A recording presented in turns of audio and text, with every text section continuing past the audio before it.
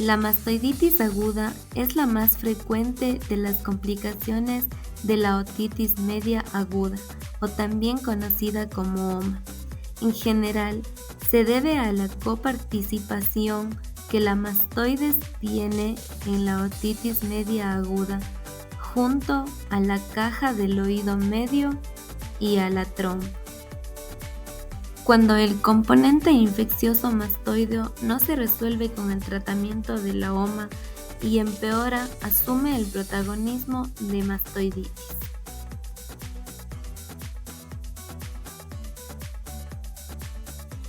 La mastoiditis aguda es una infección bacteriana grave de las celdillas aéreas de la apófisis mastoide.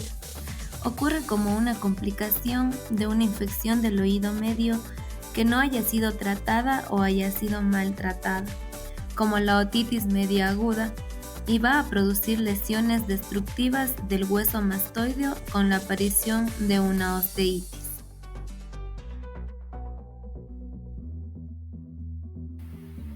Epidemiología. A pesar de su baja incidencia, es la complicación intratemporal secundaria a otitis media aguda más común y es más frecuente en los menores de 2 años, debido a características anatómicas del oído medio y hueso mastoideo, así como factores funcionales como la inmadurez del sistema inmune.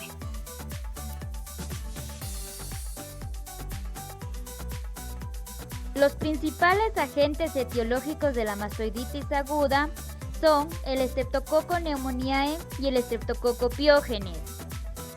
Otros agentes. Con menor frecuencia encontramos a la Haemophilus influenzae, la Pseudomonas aeruginosa, el Fusobacterium necrosporum. Aproximadamente un 25 al 35% de los casos no se aíslan ningún microorganismo.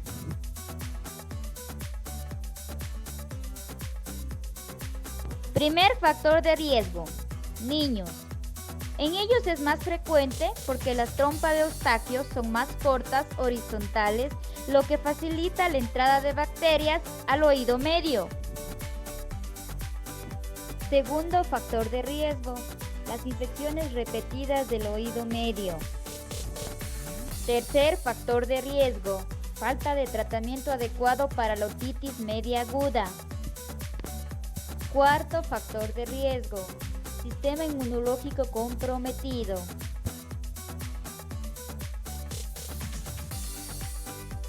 El fenómeno mastoidítico se inicia cuando la mucosa que recubre el estrecho adductus ad antrum se inflama y este ocluye la salida de supuración desde la mastoides al oído medio. Además, la obstrucción es favorecida por el volumen de los huesecillos y la mucosa inflamada, que en el epitímpano hacen que se oblitere o que se borre el espacio libre del ático, dificultando aún más la evacuación al exterior de la supuración desde la mastoides a la caja del oído medio y de aquí al conducto auditivo externo, a través de la perforación timpánica puntiforme propia de la otitis media aguda.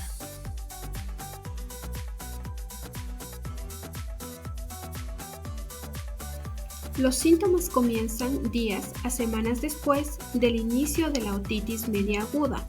El cuadro se inicia con otalgia local de característica pulsátil y persistente y de predominio nocturno, que empeora al comprimir la mastoides, con febrícula que según evoluciona el cuadro se convierte en fiebre elevada. Desde un punto de vista clínico, la mastoiditis aguda evoluciona en 2 fases. La primera fase está caracterizada por la inflamación aguda de la mucosa de las células, que produce abundante secreción exudativa que se acumula en las cavidades mastoides. Existe además una periostitis responsable del dolor a la presión digital en la región retroauricular de estos pacientes. La segunda fase es la que tiene más trascendencia clínica y a su vez es la que caracteriza la fase de estado de esta enfermedad. En esta fase se va a producir una afectación a nivel del hueso. Su evolución se realiza en 3 etapas. Etapa endotemporal. La colección purulenta se encuentra enclaustrada en los espacios neumáticos. Es lo que se conoce como empiema. Etapa de flemón transóseo. En esta etapa se van produciendo los fenómenos de coalescencia, de forma que a través de los pequeños vasos intraóseos y de los espacios perivasculares y medulares se va a producir la expansión del empiema, hasta alcanzar un punto de emergencia que con mayor frecuencia será la cortical ósea craneal, típicamente en la región retroauricular, quedando la supuración contenida entre el periósteo y el cráneo, dando lugar al absceso retroauricular. Finalmente tenemos la etapa de exteriorización, que consiste en el drenaje de la supuración.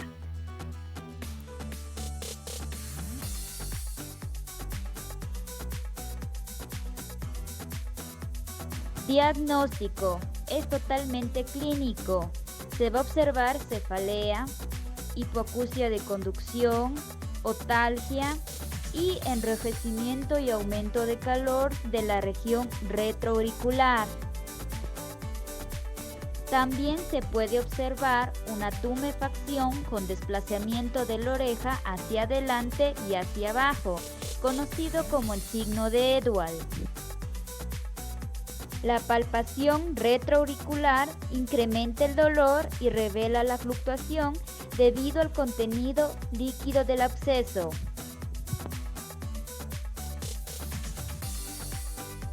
En la exploración otoscópica, inicialmente muestra similitudes con la otitis media aguda, es decir, una membrana timpánica hiperémica y abombada.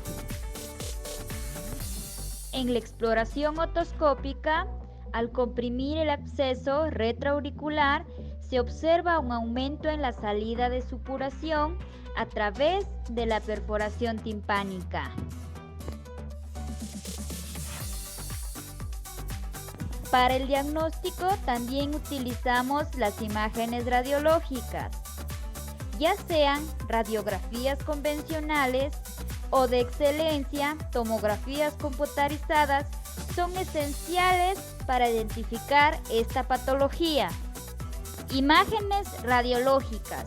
En ellas se puede identificar la fase de coalescencia y supuración, donde se aprecian las celdas óseas ocupadas.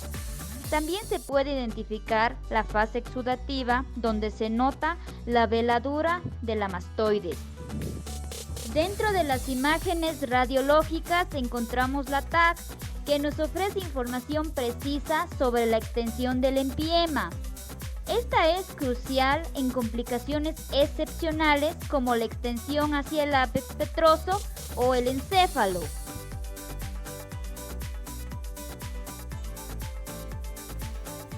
El diagnóstico diferencial de la mastoiditis implica considerar las diversas formas clínicas que pueden manifestarse en función del lugar de exteriorización de la colección purulenta. A continuación describiremos algunas de estas formas.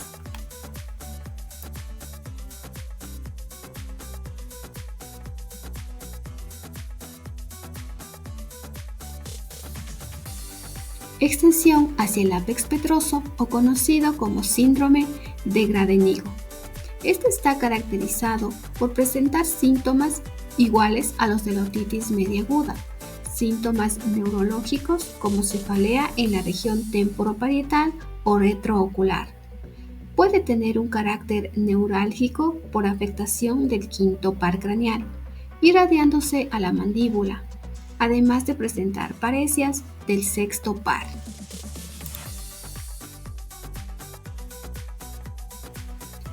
Para mastoiditis de Bezold, el empiema drena hacia la punta de la mastoides y se dirige al músculo esternocleidomastoideo. Resulta en una tumoración cervical palpable, provocando tortícolis en el lado afectado. Es patognomónico de esta paramastoiditis que al comprimir la tumoración cervical se produce una oleada de supuración observable a través de la perforación timpánica, es lo que se conoce como el signo de Luco.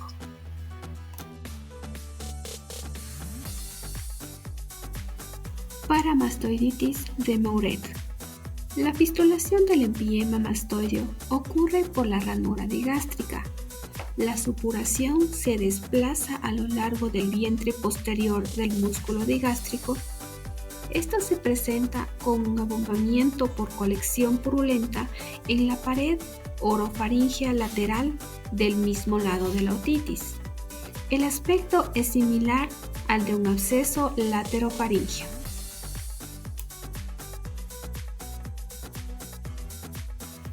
Celulitis periauricular. Suele presentarse secundaria a picaduras de insectos o traumatismos menores de la piel. Se trata de una infección de los tejidos blandos alrededor del pabellón auricular. Puede extenderse al conducto auditivo externo.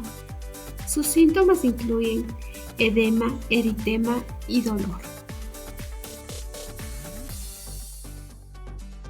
Tumor. La presencia de un tumor en la región mastoidea puede provocar síntomas similares a los de la mastoiditis, como pérdida progresiva de audición, sensación de plenitud o presión en el oído afectado, dolor en el oído o alrededor de la región mastoidea. También puede presentar asimetría facial o abultamiento visible detrás de la oreja y en ocasiones secreción.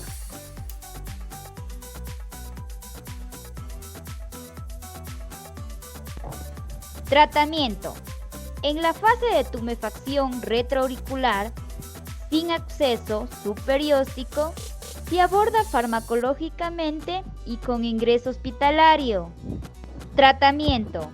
Como primera elección tenemos la amoxicilina, segunda opción amoxicilina más ácido clavulánico, tercera opción cefalosporina, recordando que estos fármacos son de administración vía endovenosa. Pacientes alérgicos al tratamiento, podemos utilizar macrólidos o en su defecto fluoroquinolonas. Tratamiento quirúrgico. La mastoidectomía está indicada cuando existen complicaciones, si la otorrea es purulenta o si existe tejido de granulación resistente al tratamiento tópico y sistémico por más de 2 semanas. En el caso de absceso subperióstico, la intervención comienza con medidas para drenar y tratar el absceso retroauricular, seguido de una mastoidectomía simple si es necesario para garantizar una curación completa y prevenir futuras complicaciones en el oído medio. Es importante recordar que la mastoidectomía simple es una técnica que se puede realizar rutinariamente después de resolver el absceso o diferirse con observación, con la debida información a los padres o al paciente sobre las posibles recurrencias si no se practica esta cirugía.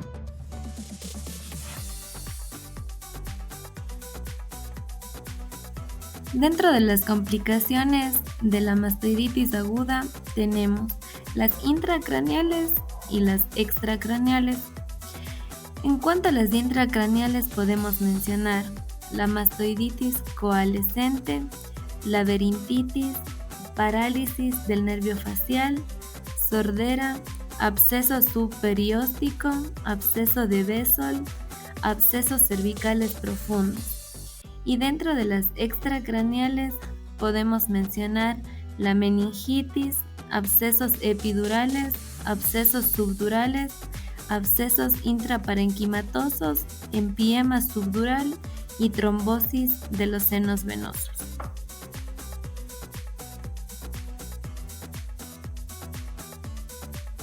La mejor manera de prevenir la mastoiditis es abordar y tratar de manera efectiva las infecciones del oído antes de que éstas tengan la oportunidad de extenderse al hueso mastoide. Vamos a mencionar algunas medidas que podemos poner en práctica y pueden ser de mucha ayuda para su prevención.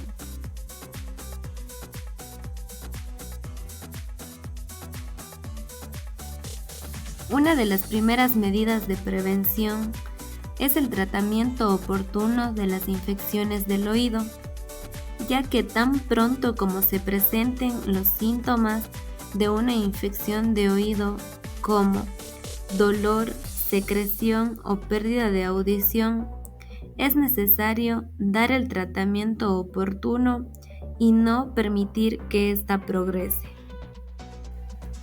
Otra de las medidas preventivas es el seguimiento adecuado al paciente, ya que después de recibir tratamiento para una infección del oído, es esencial realizar un seguimiento para asegurarse de que la infección se haya resuelto por completo y estar seguros de que el paciente haya terminado su tratamiento conforme ha sido indicado. También es importante mantener una buena higiene del oído que puede ayudar a prevenir infecciones que posteriormente pueden convertirse en una mastoiditis. Debemos evitar la introducción de objetos extraños en el canal auditivo como hisopos de algodón y también mantener los oídos secos después de nadar o bañarse.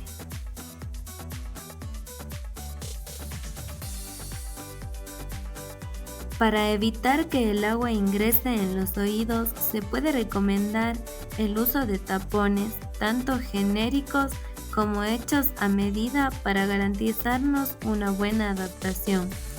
Los tapones generalmente están indicados para personas que padecen otitis frecuentemente, perforación timpánica o que cuentan con un drenaje en el tímpano. También puede ayudar a inclinar la cabeza de un lado a otro después de sumergirse bajo el agua para permitir que el agua salga de los oídos, y usar una toalla para secarse también puede ser de mucha utilidad. Finalmente, otra manera recomendable para mantener los oídos secos es haciendo uso de un secador de cabello en una modalidad suave y con aire frío a unos 30 centímetros de distancia. Otra de las maneras de prevención es mantener el carnet completo de vacunas, especialmente en niños, ya que esto puede contribuir a prevenir infecciones que podrían conducir con el tiempo a complicaciones como la mastoiditis.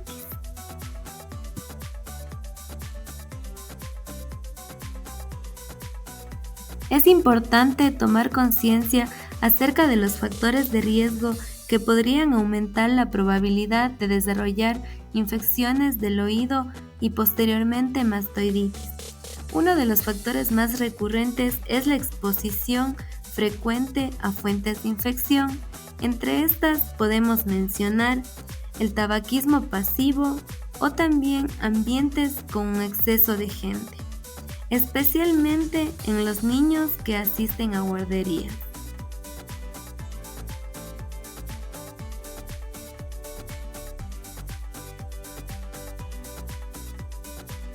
Es necesario mencionar acerca de los factores que nos ayudan a prevenir las infecciones de oído y por consiguiente de mastoiditis.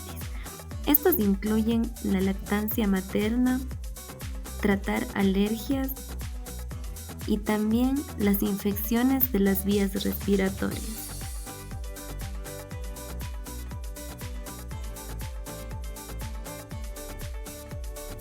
En conclusión, la clave para prevenir la mastoiditis radica en el tratamiento oportuno y eficaz de las infecciones del oído, así como en la adopción de prácticas de higiene y cuidado adecuadas. La conciencia, la educación y el seguimiento médico son elementos esenciales en la prevención de complicaciones graves asociadas con las infecciones del oído.